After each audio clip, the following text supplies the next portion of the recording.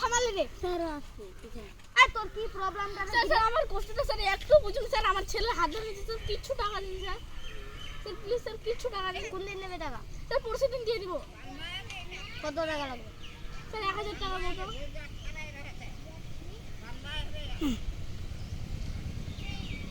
ওই 3000 টাকা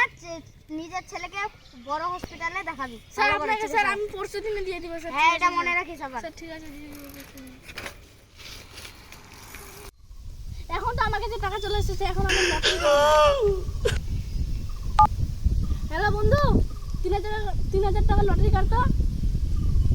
হ্যাঁ কাট আবার ফোন লাগাই তো কি বলছে হ্যাঁ বন্ধু কাটলি হ্যাঁ রেজাল্ট কখন দিবে 4:30টার সময় ঠিক আছে হ্যাঁ রাখলাম তোকে ফোন পে পাঠিয়ে দিচ্ছি 3000 টাকা 4:30টা বাজে গেলে চলো এখন ফোন করি আরে ভাই আমার লটারি লাগলো রে দেখছি রে ভাই দেখছি দেখ না রে ভাই আজকেও তো লাগলো না তোর টাকাটা বরবাদ করে দিলে তুই 3500 টাকা দিলে আবার বরবাদ হয়ে গেল হ্যাঁ কিরকম পয়সাটা দিবি এখন নিজে সুদাও গা ঠিক আছে ভাই আর কি করবো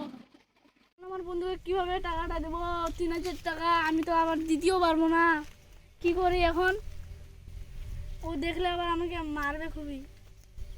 দোকানটা বন্ধ করে নিলাম চ রাজ এই মন্টির কাছে টাকাটা নেই অনেকদিন হলো শালা টাকাটা দিল না বললো 2 দিন করে দিয়ে দেবো এ মারা ফোনটা কেন ধরছে না রে বাবা এই যার ওর বাড়িতে দিত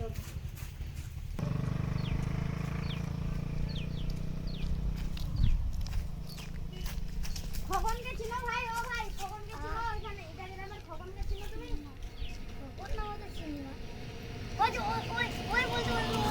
ও যা থামো থামো ও যা থামো ও যা থামো থামো আমি মরতে চলে ও যা খগনকে চিনো না বলো না খগনের বাড়িটা কোথায় ও যা বলো খগনের বাড়িটা কোথায়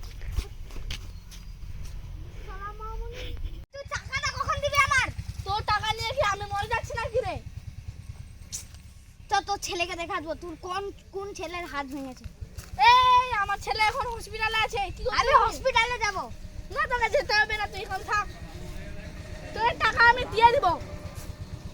তোর ছেলে হসপিটালে আছে ঠিক আছে তাহলে 2 দিন পরে টাকাটা দিয়ে দিস ভাই আমার দরকার আছে ঠিক আছে আমি দিয়ে দিব বলছি তো তোকে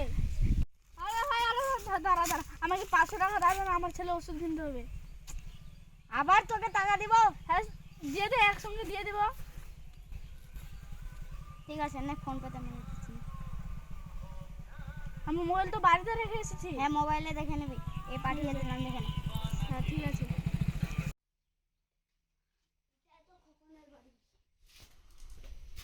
এটা খগনের বাড়ি না আগে 10 টাকা দাও তারপরে বাতাবো তুমি কে আমি খগনের ছেলে তোমার হাত ভেঙে গেছে না না